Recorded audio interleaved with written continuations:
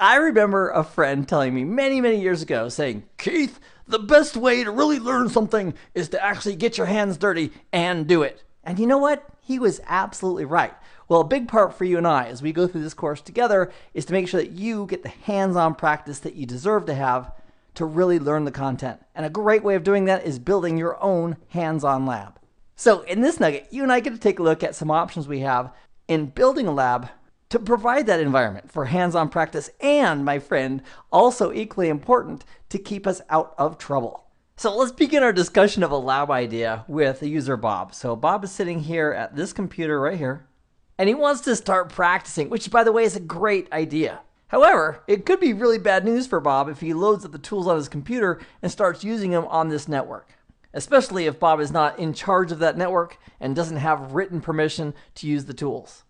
So instead of using a live network that Bob is not responsible for and doesn't have permission for, here's another idea.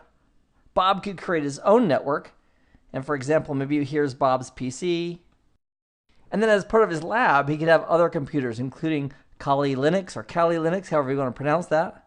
And Kali Linux is a Linux distribution with tons and tons of attack tools pre-built into the distribution. Also on his test network, we might want to have some various Windows servers, whether it's 2016 or 2012 or some really, really old 2003, etc. And also some Windows hosts. And that might include Windows 7, Windows 8, Windows 10, etc. So up here I'll put WinS for servers and WinH for hosts.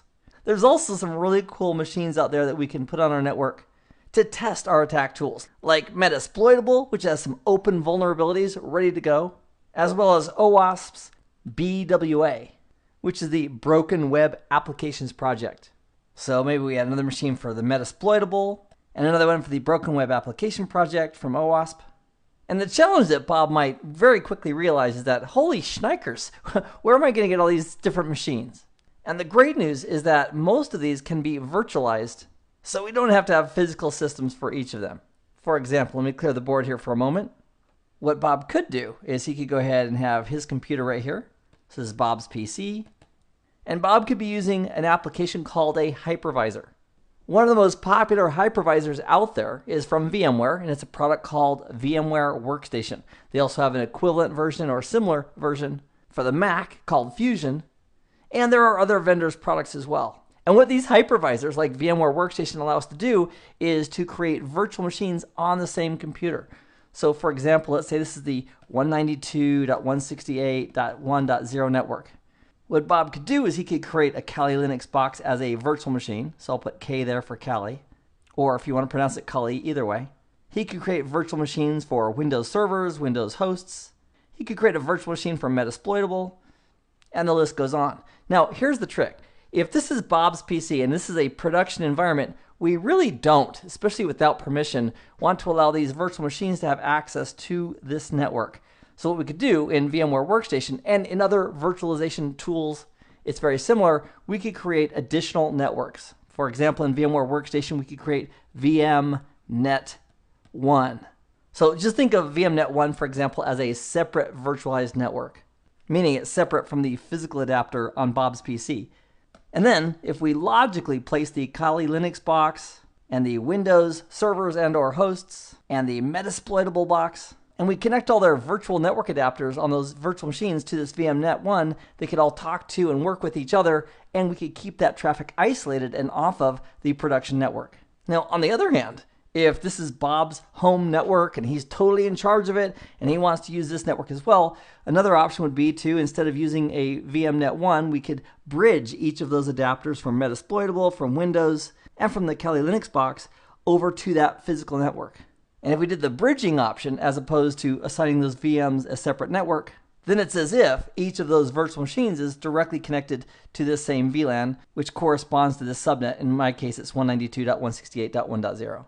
And as an additional option, if Bob had two physical network interface cards, so let's say this is the 192.168.1 network, and up here he's connected to the 10.2.2.0 network. So let's call this adapter down here adapter number 1, and this one connected to the 10.2.2 network, physical adapter number 2. Bob could then make decisions on where he wants to connect the virtual machines. Does he want them to connect to the VMnet 1 or some other virtualized network, or does he want to bridge them to the network interface 1, or does he want to bridge them to network interface 2, or do we want to have multiple network adapters in these virtual machines? And I wanted to point out these options conceptually because I want to make sure that you are not accidentally placing virtual machines, especially with attack tools that you plan on testing and working with. You do not want to have those actively working on networks where you're not authorized to use those tools. So as you and I go through these nuggets together, I'm going to use the 192.168.1 network. That's my physical/wireless network that's all bridged together in my home office. And I'm going to bridge all of my virtual machines to that network. So as you build your lab environment, just be aware of whether or not you want to actually put those virtual machines on the real network that you're physically connected to or wirelessly connected to, versus connecting all your virtual machines to some virtualized network that's created inside of VMware Workstation.